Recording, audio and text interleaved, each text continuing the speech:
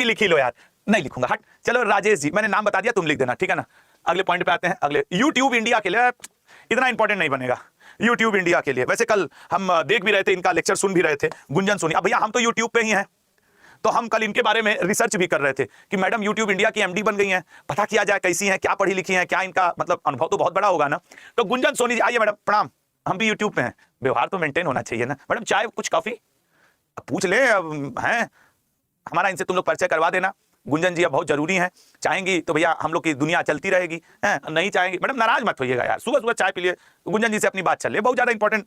ये बात धीरे से बोले, बहुत ज्यादा इंपॉर्टेंट नहीं बनेंगी। अब साफ बात है नहीं बनेंगी, अब एग्जाम में थोड़ी आएगा, लेकिन हाँ गुंजन जी बहुत अच्छी हैं, गुंजन जी बहुत बढ़िया लड़की है, बहुत बढ़िया मैडम। गुंजन यूट्यूब इंडिया के लिए कंट्री मैनेजिंग डायरेक्टर बनी है, ऑल द बेस्ट। इससे ज्यादा मैडम हम हो गया खत्म, आगे आ जाओ। बल्कि अब ये जरूर बनेगा एनटीपीसी के लिए जरूरी, एसएससी के लिए जरूरी, ग्रुप डी के लिए जरूरी। ये देख लेना, मैं खास करके रेलवे के स्टूडेंट्स को कह रहा हूं, एक नाम इसमें तुम्हारे पेपर में किसी ना किसी शिफ्ट में छपेगा जरूर, छपेगा जरूर। YouTube के सीईओ नील मोहन जी हैं, ये भी याद रखिएगा। सुंदर Pichai, Tim Cook, Microsoft, adobe, Nvidia, chat GPT, ये वाले दोनों तो भैया जरूर याद रखो। झिंगा लाला हु। आजकल यही छाया हुआ है ना, चैट जीपीटी और डीपसीक, इनको आप आगे लेके चलिए, ठीक है ना। आगे आगे आते हैं। आयुष मंत्रालय द्वारा राष्ट्रीय आयुष मिशन सम्मेलन का आयोजन निम्न में से किस स्थान पे किया गया? देखो हुआ क्या, जब कोविड आया था तो ये कहा गया कि भैया कोविड बड़ी खतरनाक चीज है, तो उसमें आयुर्वेद का, एलोपैथिक का, होम्योपैथिक का सब तरीके के उपचार हुए, और आयुष उपचार भी फिर कुछ लोगों ने शुरू किया।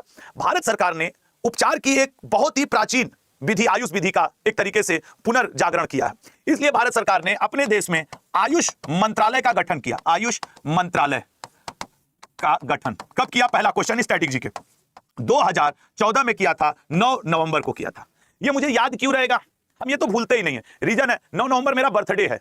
हम 9 नवंबर के दिन ही पृथ्वी पर आए थे, बनारस में एक सरकारी हॉस्पिटल में पैदा हुए, वाराणसी में।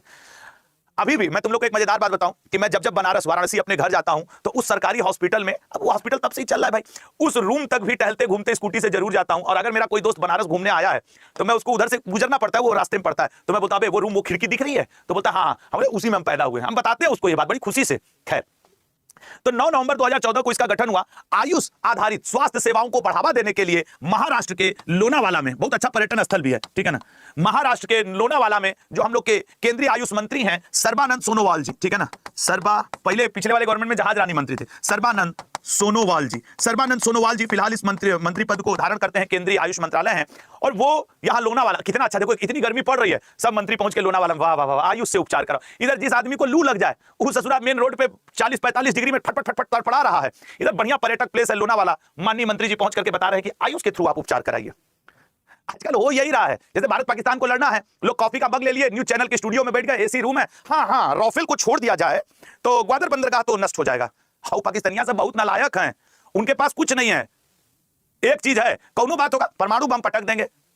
अब ये कॉफी वाले लोग, हम भी परमाणु बम पटक देंगे, परमाणु नहीं, जैसे घर का कोनो एक गिलास पानी हो गया कि एक दूसरे पे फेंक देंगे, हैं क्या ही कहा जाए। तो लोनावाला महाराष्ट्र में सर्बानंद सोनोवाल जी, इसका आयुष आधारित स्वास्थ्य सेवाओं को बढ़ावा देने के लिए यह मीटिंग हुई है कि भैया सब लोग जुटो, सब लोग जुटो, खाली एलोपैथिक दवा बिक रही है, होम्योपैथिक बिक रही है, आयुष वाली का क्या होगा, उपचार देसी चीजों का क्या होगा, तो वो बात है।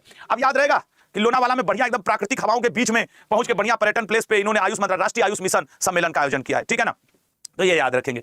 आइए आयुष मंत्रालय जी, अच्छा फोटो नहीं आई, अच्छा हुआ, नहीं तो दिख जाता ना। 1 से 2 मई आज बैठक है, जब हम लोग पढ़ के उठेंगे लल्ला, उसके बाद ये बैठक शुरू हो जाएगी लोनावाला के कैवल्य धाम में। तुम लोग देखो फ्लाइट हो तो पकड़ लो, ठीक है, हमको आके बता देना, हम कल पढ़ा देंगे।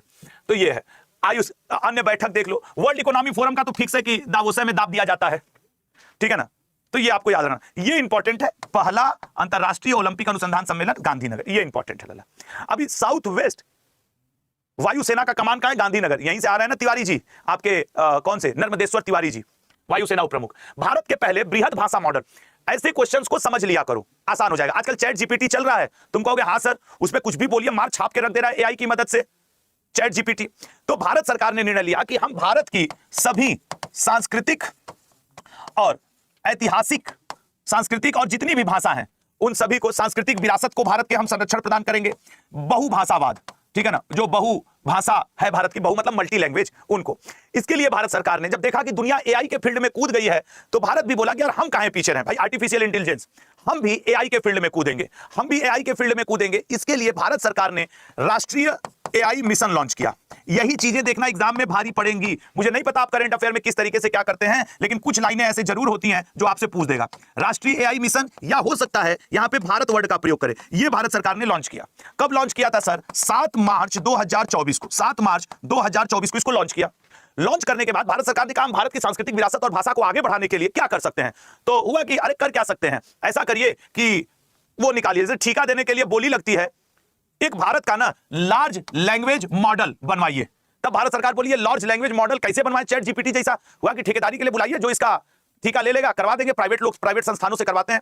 भारत सरकार ने ठेका निकलवाया और 67 आवेदकों ने आवेदन किया, हाँ हम भारत सरकार के लिए लार्ज लैंग्वेज मॉडल बना देंगे।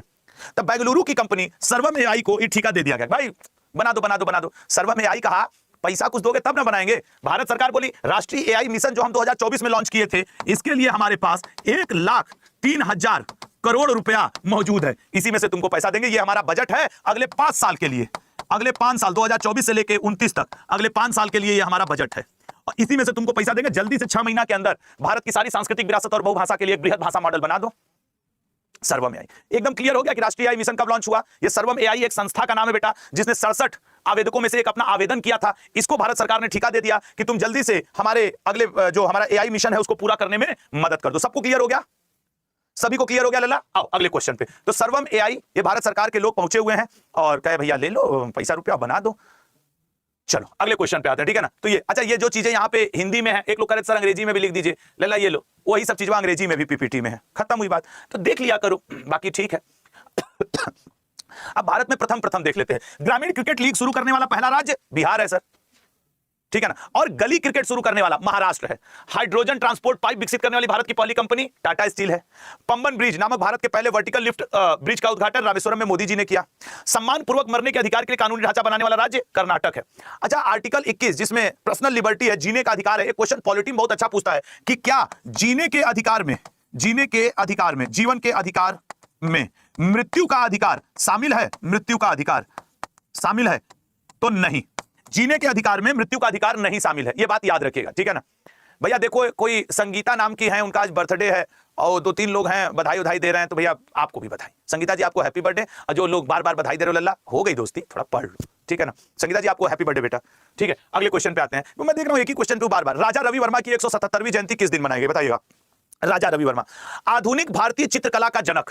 राजा रवि वर्मा जी को आधुनिक भारतीय चित्रकला, अब ये स्टैटिक का पोर्शन हो गया, चित्रकला का जनक कहा जाता है राजा रवि वर्मा जी को। इनका जो जन्म हुआ था वो त्रावणकोर में, त्रावणकोर ये आपके केरल में पड़ता है, त्रावणकोर में हुआ था। और कै तारीख को हुआ था? यही 29 अप्रैल को, ठीक है ना। 29 अप्रैल को त्रावणकोर में इनका जन्म हुआ था 1848 ईस्वी में, ठीक है। और इनकी डेथ, मृत्यु कब हुई थी? 1906 ईस्वी में।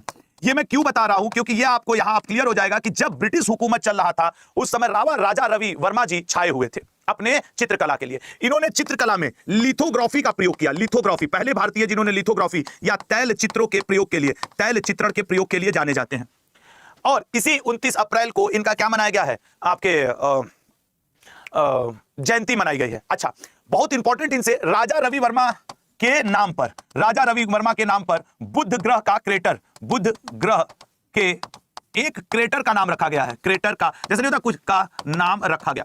कई ऐसे ग्रह होते हैं लल्ला जो कि बहुत बड़े बड़े लोगों के नाम पर रख दिए जाते हैं। तो राजा रवि वर्मा के नाम पे बुध ग्रह के एक क्रेटर का भी नाम है।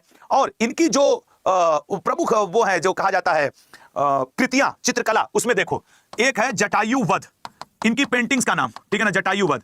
रावण सीता हरण, एक है इनकी पेंटिंग रावण सीता हरण वाली पेंटिंग। एक इनकी पेंटिंग बहुत फेमस है मदर इंडिया। एक इनकी बहुत फेमस पेंटिंग है इंदु लेखा। अभी इंदु लेखा बहुत चर्चा में है। यही पेंटिंग आपको इस समय हर एक लड़की ऐसे करके मतलब बैठी हुई है, वो ऐसे पेंट मतलब जैसे पेंटिंग के मोड में हो। तो जटायु वध ये सब, और हरिश्चंद्र, दमयंती, ये सब इन्हीं का है। हाँ, हरिश्चंद्र की पेंटिंग, हरिश्चंद्र इन्हीं की पेंटिंग है। दमयंती भी इन्हीं की पेंटिंग है। एक चित्रकार की पेंटिंग ज्यादा पूछती है, और मैं बता दूं आपसे जो एग्जाम में पूछ सकता है उसका ज्यादा उम्मीद है मदर इंडिया और इंदु लेखा पूछने की। कौन सा? मदर इंडिया, इंदु लेखा, ये पूछने की, ठीक है ना। तो ये याद रखिएगा। और लेडी